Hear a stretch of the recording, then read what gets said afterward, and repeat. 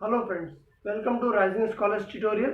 मैं आलोक पांडे आपको chapter number 2 life processes in living organism part 1 का नेक्स्ट टॉपिक स्टार्ट करने वाला हूं। इसके पहले वाला अगर मेरा वीडियो देखेंगे तो उसमें मैंने टाइप्स ऑफ सेल डिवीजन के बारे में बताया था। जो हायर ऑर्गेनिज्म में होता है वो दो तरीके से होता है, माइटोसिस होता है और मियोसिस होता है। माइटोसिस जो होता है वो हायर ऑर्गेनिज्म में किस कैसे टाइप्स के सेल के अंदर होता है, जो सोमैटिक सेल रहते हैं। सोमैटिक सेल मींस पूरे बॉडी के जो सेल रहते हैं हम उन्हें क्या बोलते हैं, सोमैटिक सेल्स बोलते हैं।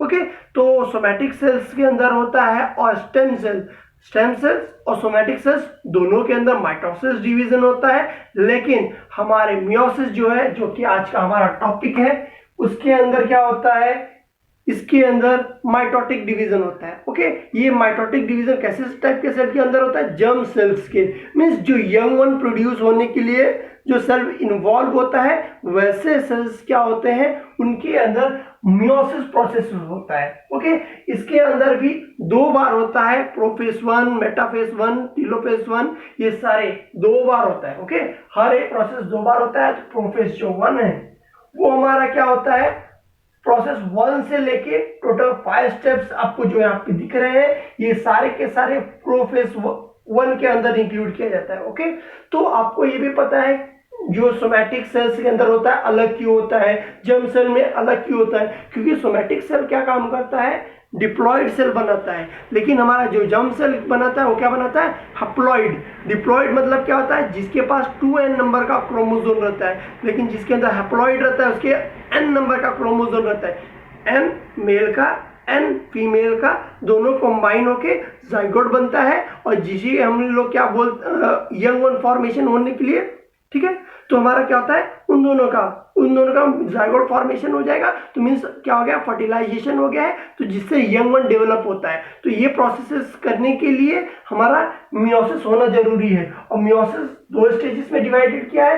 पहला स्टेज में अगर देखेंगे तो आपको ऊपर मैंने शो किया है, सेकेंड स्टेज जो है मैंने आपको नीचे शो किया है। ओके, प्रोफेज 1 जो है दो बार होता है हर स्टेज, तो क्या हो जाता है, प्रोफेज 1। प्रोफेज 1 कहां से स्टार्ट हो रहा है, 1 से लेके 5 स्टेप तक। फर्स्ट स्टेप से लेके 5 तक जो स्टेप है उन सबके नेम है, जो कि आपको हायर स्टडीज में 11th स्टैंडर्ड में पढ़ने को मिलेगा। उनके नाम क्या है, लेप्टोटीन, साइकोटीन, पेकाटीन, डिप्लोटीन, डाइकाइनेसिस। ओके, ये पांचों स्टेजेस के नेम है। तो ये पांचों स्टेजेस में एक्चुअली होता क्या है, जो पहला हमारा लेप्टोटीन है इसी को अर्लियर प्रोफेज बोला जाता है। अर्लियर प्रोफेज में क्या रहता है, हमारा न्यूक्लियर क्या होता है, अपने आप को स्लो कंडेंसेशन स्टार्ट कर देता है। ओके, कंडेंसेशन जब स्टार्ट करता है तो वो स्ट्रिंग की तरह पतले से बीड्स ऑन स्ट्रिंग, जैसे कि आपको पता है सेंटर में जो रहता है उसे हम लोग क्या बोलते हैं, सेंट्रोमियर बोलते हैं। ओके, सेंट्रोमियर इसके अंदर प्रेजेंट रहता है, और डीएनए जो रहता है कंडेंसेशन होना स्टार्ट हो जाता है। जैसा कि आपने मियोसिस 1 अगर आपने देखा होगा, माइटोसिस आपने देखा होगा मेरा प्रीवियस वीडियो, तो उसमें आपको ये देखने को मिला था कि जो हमारा पहले प्रिपरेशन फेज में जाता है, जो सेल डिवीजन होने से पहले प्रिपरेशन में जाता है, तो अपने अंदर का सब चीज क्या काम कर देता है, डबल कर देता है। तो जो क्रोमोसोम हमारे पास कितना था, 2n था, वो कितना n में बन गया था, 4n में बन गया था। इसी तरह से यहाँ पे देखिए 1 2 3 4 क्रोमोसोम बना है, मीन्स 4n में डिवाइड हो जाता है। ओके, जो 4m होता है उसमें में से सोचिए आपके पास 2n था, 2n का कॉपी 4n है, 1 का कॉपी सेकेंड है, तो कॉपी है मीन्स क्या हो जाते हैं, एक दूसरे के सिस्टर हो जाते हैं। ओके, सेकेंड वन का सेकेंड वन सिस्टर। तो नॉन सिस्टर क्रोमेटिन का क्या काम किया जाता है, पेयर बनाया जाता है। वो किसके अंदर होता है, जाइगोटीन के अंदर होता है। ओके, ये जैसे कंडेंसेशन हो रहा है उसी तरीके से कंडेंसेशन इसमें भी होता रहता है। तो यहाँ पे देखिए कंडेंसेशन होने के बाद जो नॉन सिस्टर क्रोमेटिन है, देखिए मैंने जो डार्क लाइन बनाया है वो सिमिलर है, और जो लाइट वाले मैंने बनाया है वो सिमिलर है। ओके, और इसमें क्या होता है, बाइवेलेंट फॉर्मेशन होता है। बाइवेलेंट मींस दो का पेयरिंग बनाया जाता है, एक दूसरे के पास पास आ जाते हैं। ओके, और इसके अंदर जो ये हमारा आपको पता है इसे हम लोग क्या बोलते हैं, ये हमारा है सेंट्रियोल। सेंट्रियोल क्या होता है, इसमें डिवाइड हो जाता है, और डिवाइड होकर स्लो क्या काम करता है, पोल की तरह मूव कर देता है।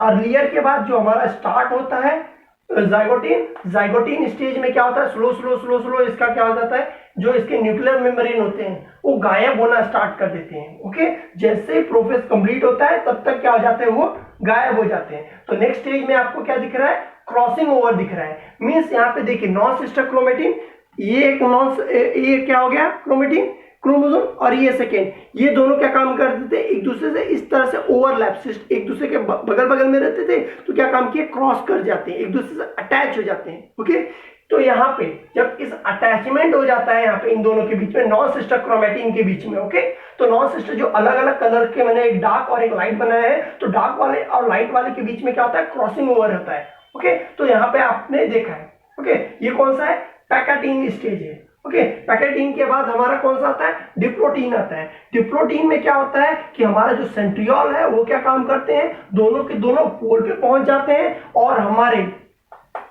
कंडेंसेशन, याद रखना कंडेंसेशन स्टॉप नहीं हुआ है, पूरी तरह से कंडेंस पूरा नहीं हुआ है, कंडेंसेशन अभी कंप्लीट, स्लो स्लो क्या हो रहा है, कंप्लीट हो रहा है, कंडेंस हो रहा है, उसका साइज क्या हो रहा है, श्रिंक हो रहा है। तो जैसे जैसे कंडेंसेशन होता है वैसे वैसे आपको क्या होता है, उसका स्ट्रक्चर आप अगर माइक्रोस्कोप, इलेक्ट्रॉन माइक्रोस्कोप से देखेंगे तो इसका स्ट्रक्चर देखना इजी पड़ जाता है।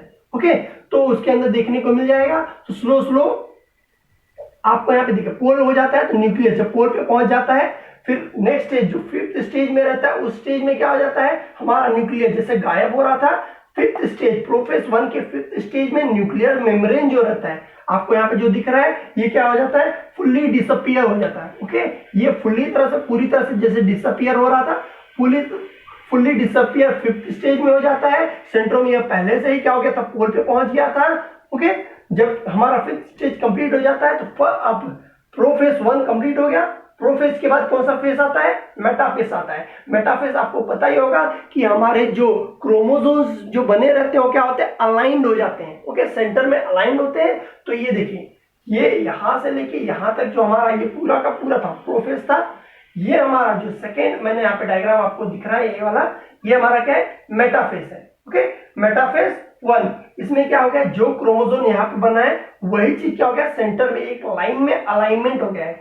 आपको पता है कि हमारे जो क्रोमोसोम दिखते हैं उसका स्ट्रक्चर क्या है, देखिए हमारा सिस्टर मतलब क्रोमोसोम इस तरीके से दिखता है। ओके, तो हमारा क्या है, वैसा ही डायग्राम आपको यहाँ पे दिखेगा। इस कंडीशन में जब हमारा यहाँ पे होता है तो फुल्ली श्रिंक हो जाता है। जब पूरी तरह से फिफ्थ स्टेज पूरी तरह से जब श्रिंक हो जाता है तो विजिबल हो जाता है दिखने के लिए, और सेंटर में अलाइनमेंट सिर्फ मेटाफेज। मेटाफेज का मतलब ये होता है सबसे स्मॉलेस्ट फेज जो है मेटाफेज है। इस कंडीशन में क्या होता है कि क्रोमोसोम जो रहते हैं वो सेंटर में अलाइनमेंट हो जाते हैं, और ये आपको क्या दिख रहा है, फाइबर्स है। ओके, ये सारे के सारे प्रोटीन फाइबर्स है जो कि क्या काम करते हैं, सेंट्रियोल से अटैच रहते हैं।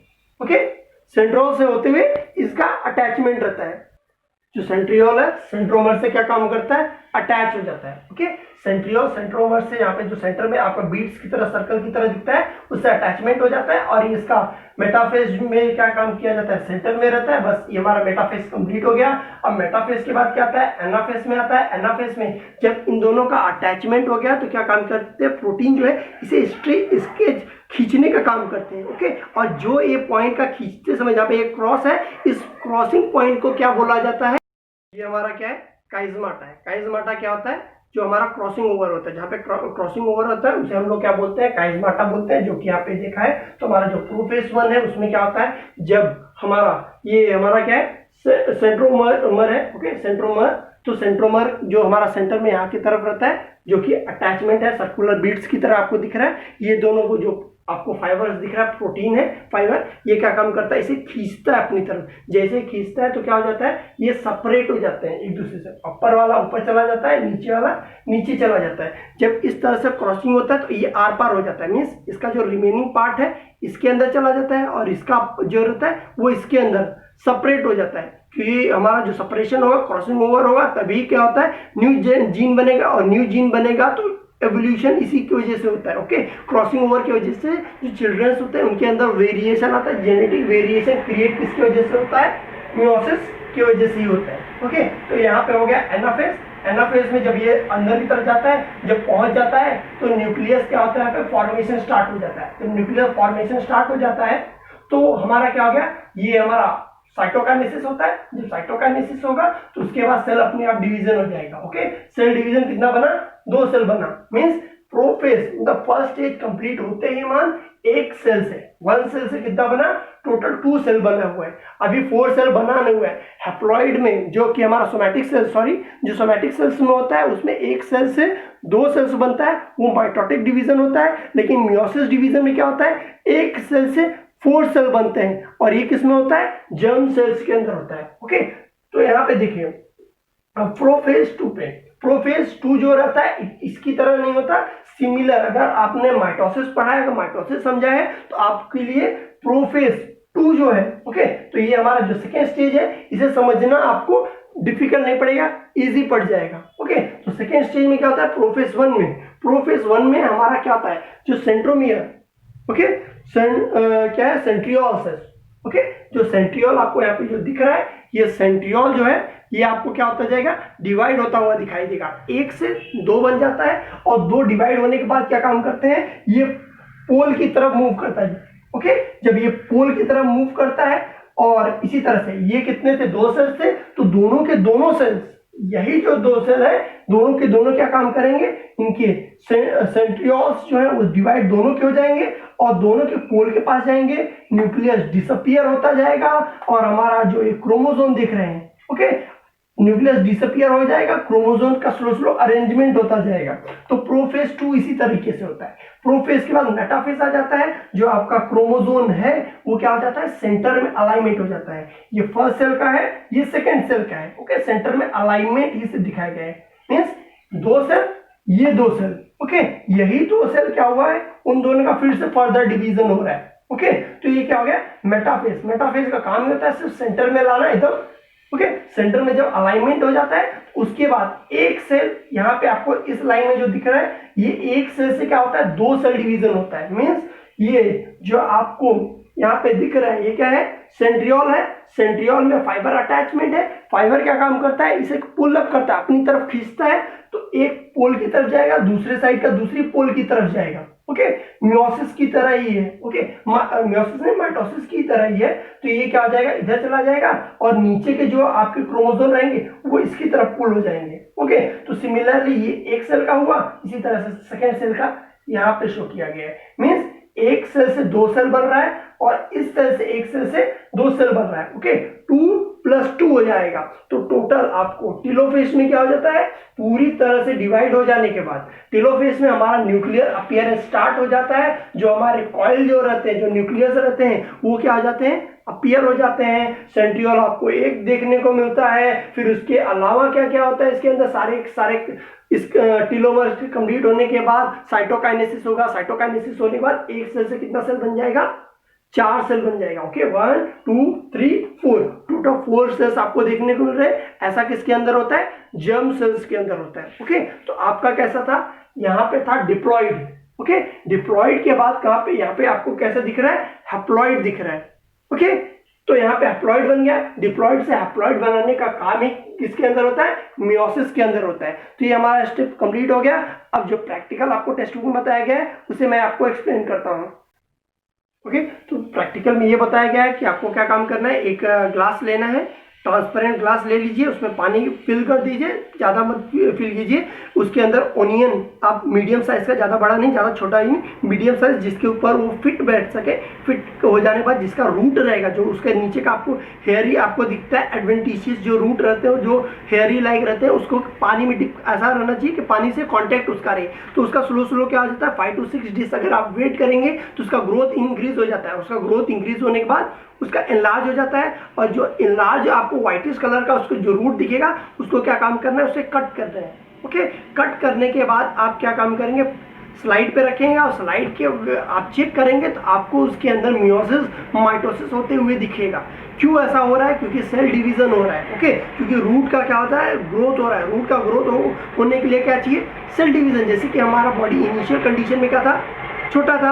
ओके, स्लो हमारा बॉडी क्या हुआ, डेवलप हुआ, बड़ा साइज होता गया। कैसे बड़ा साइज हुआ, क्योंकि उसके अंदर सेल्स का क्या होता गया, एडिशन हो गया। जितना ज़्यादा सेल्स होते जाएंगे उसका साइज क्या जाएगा, ऑटोमेटिकली बढ़ते जाएगा। तो रूट का भी इसी तरह से होता है। और ये सेल डिवीजन किस तरह का है, माइटोटिक है, क्योंकि ये इसका क्या हो रहा है, रिप्रोडक्शन के लिए तो जा नहीं रहा है, ओके, बर्ड फॉर्मेशन तो हो नहीं रहा है। तो इस कंडीशन में क्या हो जाता है, ये इसके अंदर माइटोसिस जो होता है वही स्टेजेस आपको देखने को मिलेगा, सिर्फ वहां पे सेल वॉल के साथ साथ सेल मेम्ब्रेन आपको देखने को मिलेगा, ओके, सारे सिमिलर ही आपको फेजेस देखने को मिलेंगे।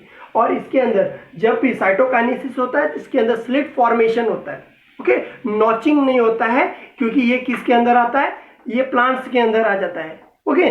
तो प्लीज इस वीडियो को लाइक करें, शेयर करें, सब्सक्राइब करें। Thank you.